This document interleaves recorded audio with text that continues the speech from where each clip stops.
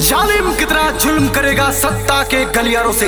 विधानसभा क्षेत्र राजमहल की गली गली गूंज रही है आनंद कुमार ओझा जी के नारों से। तो भाइयों बहनों याद रखिए, इस बार राजमहल विधानसभा से अपना विधायक आनंद कुमार ओझा जी को बनाना है। कमल के सामने वाला बटन दबाकर भारी मतों से विजयी बनाना है।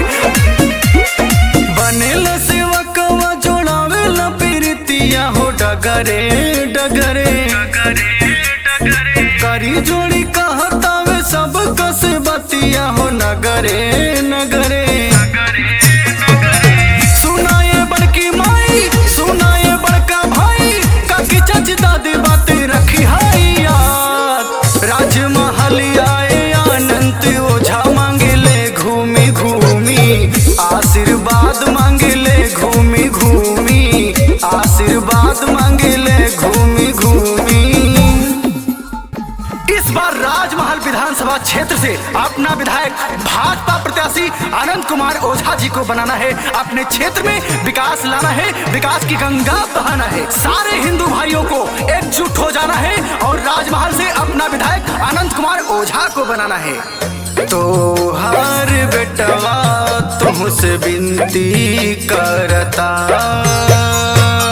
आप तुहरे अपन सिरवा धरता।